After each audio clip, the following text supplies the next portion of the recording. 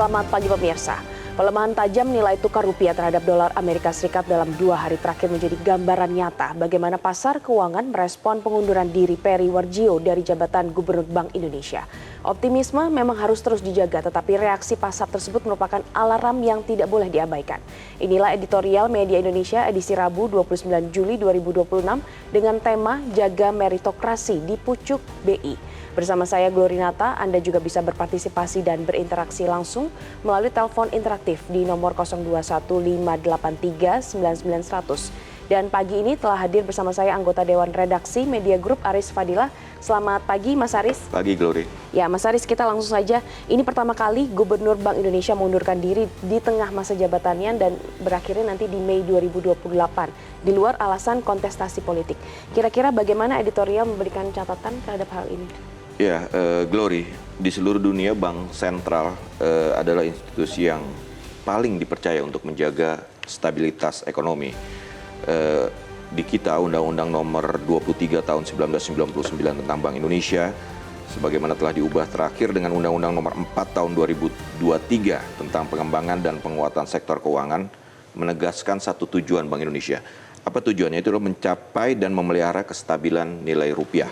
Nah, memang hanya satu tujuan, tapi untuk mencapainya, BI memiliki setidaknya tiga tugas besar, yaitu menetapkan dan melaksanakan kebijakan moneter, mengatur dan menjaga kelancaran sistem pembayaran, dan menjaga stabilitas sistem keuangan bersama otoritas lain.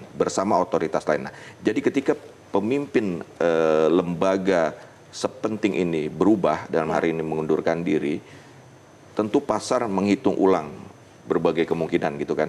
Apakah kebijakan akan berubah? Apakah independensi tetap akan terjaga? Apakah arah moneter masih konsisten? Kita sudah mendengar gitu ya apa yang disampaikan oleh pejabat sementara. Kita sebut pejabat sementara karena memang dalam undang-undangnya bahwa ketika Gubernur Bank Sentral di Indonesia ya mengundurkan diri atau berhalangan tetap, maka penggantinya sementara adalah Gubernur Senior.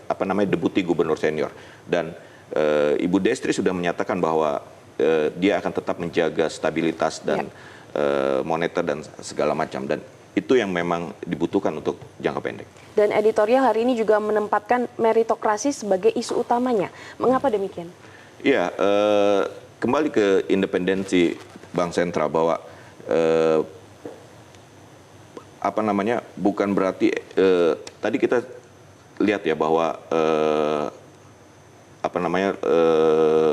rupiah tertekan ketika itu, tapi kan itu bukan semata-mata karena mundurnya Gubernur Bank Sentral, tapi juga ada faktor lain di global. Nah, soal tadi kita sebut bahwa ini adalah soal kepercayaan. Nah, kepercayaan bagaimana kemudian kan selanjutnya adalah siapa yang akan menjadi Gubernur Bank Indonesia definitif. Nah, ini kan bolanya ada di pemerintah. Pemerintah ditunggu untuk menyampaikan calonnya kepada DPR karena mekanismenya memang harus melalui DPR. Dan sekarang kan DPR sedang reses.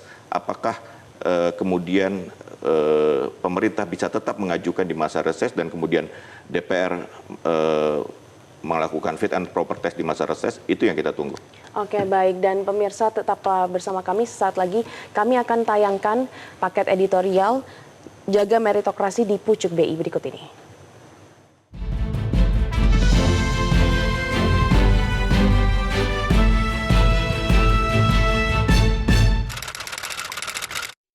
Jaga meritokrasi di Pucuk BI.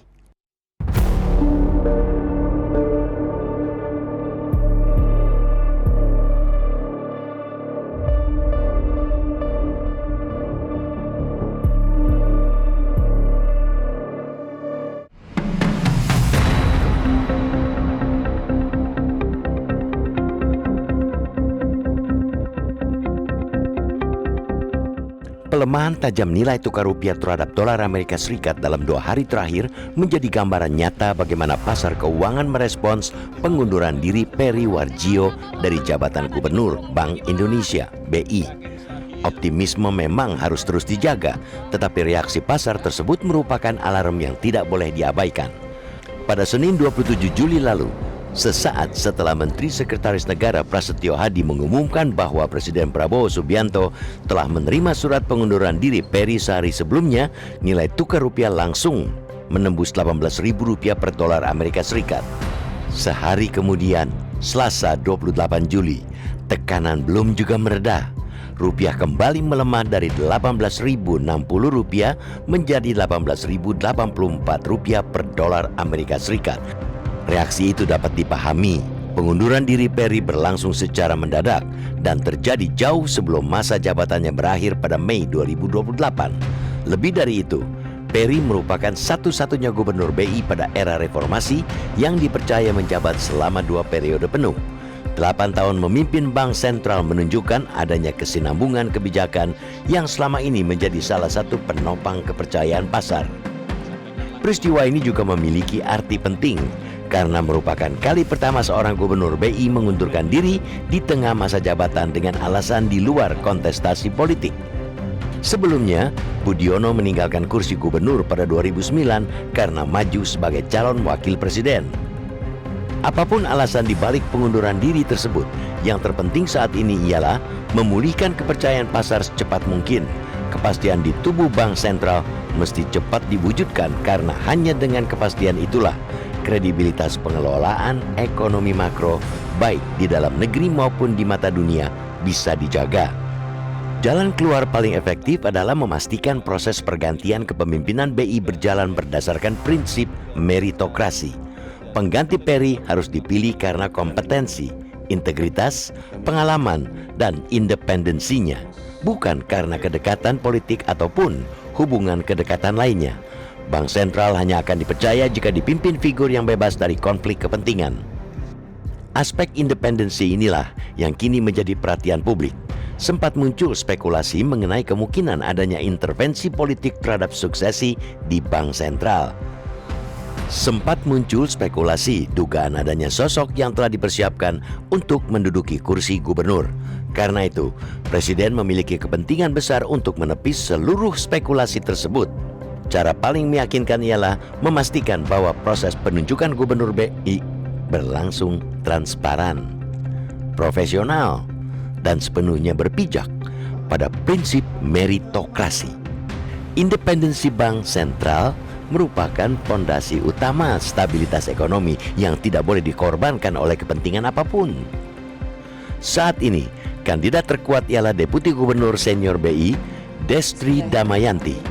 Sesuai pasal 50 ayat 2 Undang-Undang Nomor 23 Tahun 1999 tentang Bank Indonesia, ia secara otomatis menjalankan tugas sebagai pejabat gubernur BI hingga gubernur definitif ditetapkan. Dalam 2 hari terakhir, Destri menunjukkan kepemimpinan yang patut diapresiasi. Ia tidak sekadar menyampaikan optimisme kepada publik, tetapi juga memaparkan langkah-langkah konkret BI untuk menjaga stabilitas nilai tukar. Mulai dari intervensi di pasar spot, pasar non-deliverable forward NDF, domestic non-deliverable forward DNDF, hingga berbagai kebijakan yang bertujuan menarik kembali aliran modal asing termasuk melalui penurunan biaya lindung nilai, hedging. Rekam jejak Destri pun memberikan modal yang kuat. Sebelum bergabung dengan BI, ia dikenal sebagai ekonom dengan pengalaman panjang di sektor perbankan. Dengan tersedianya figur yang memiliki kompetensi dan pengalaman memadai, Presiden semestinya tidak menunda pengajuan calon gubernur definitif kepada DPR. Kepastian kepemimpinan di Bank Indonesia akan menjadi sinyal kuat bahwa stabilitas ekonomi nasional tetap terjaga. Lebih penting lagi, proses itu harus menjadi bukti bahwa meritokrasi tetap menjadi panglima dalam menentukan nahkoda Bank Sentral Indonesia.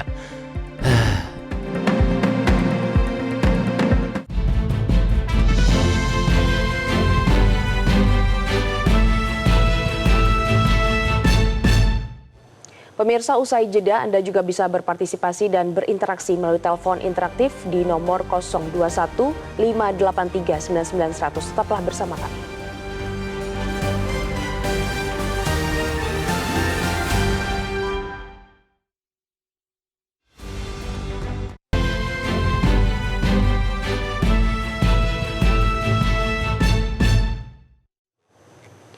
Terima kasih pemirsa, Anda kembali bersama kami di Editorial Media Indonesia. Dan sebelum kami lanjutkan perbincangan, sudah ada penelpon Bapak Edward dari Curug Bengkulu. Selamat pagi Bapak Edward. Selamat pagi Metro TV. Ya, silakan Bapak untuk komentar Anda terkait dengan editorial hari ini. Pengunduran diri pucuk pimpinan BI memang sangat mengejutkan, Pak. Dengan alasan yang tidak jelas, alasannya pribadi. Ini kan kurang lazim orang yang sudah 2 kali menjadi pimpinan BI. Tetapi nggak apa-apa. Kita berharap sesuai dengan judul, pemilihan pimpinan yang berikutnya harus meritokrasi. Kalau kita lihat ibu ini yang menjadi deputi senior ini berdasarkan pengalaman, berdasarkan background pendidikan, punya kapabilitas, punya integritas, dan punya kapasitas untuk menjadi direktur BI.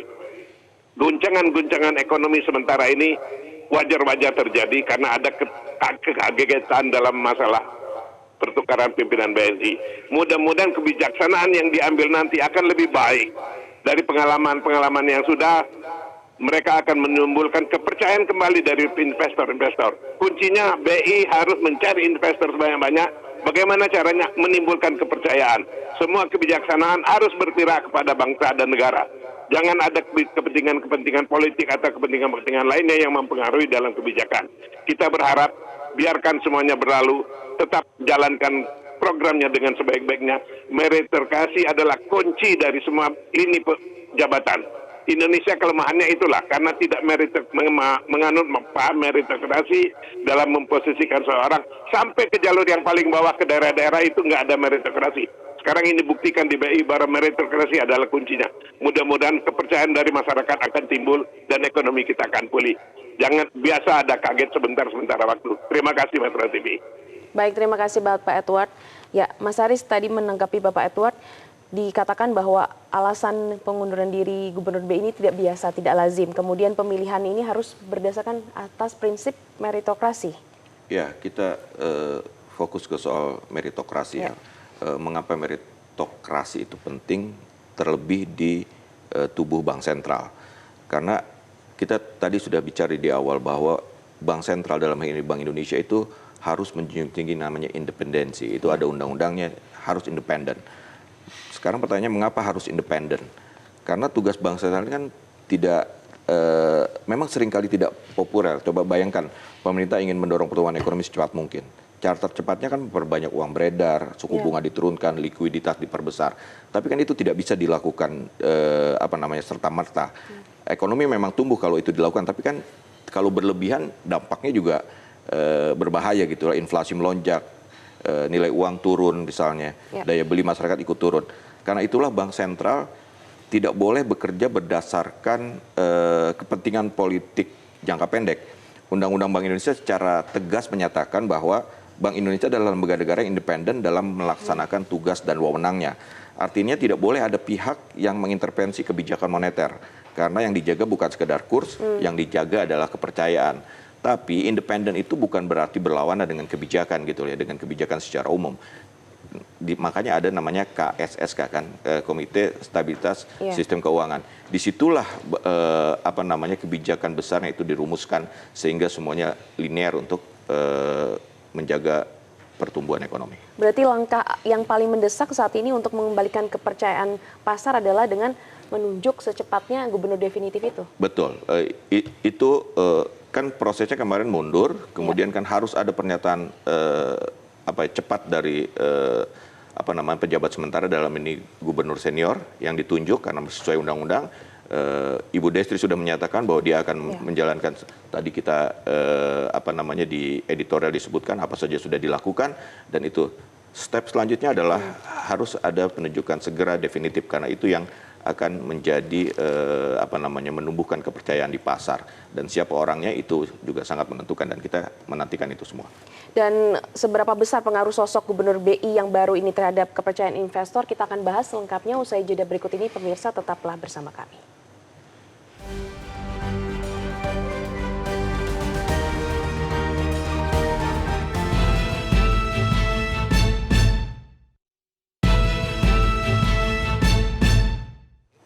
Terima kasih pemirsa, Anda kembali bersama kami di Editorial Media Indonesia.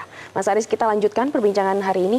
Mas Haris, kalau kita lihat pelemahan rupiah.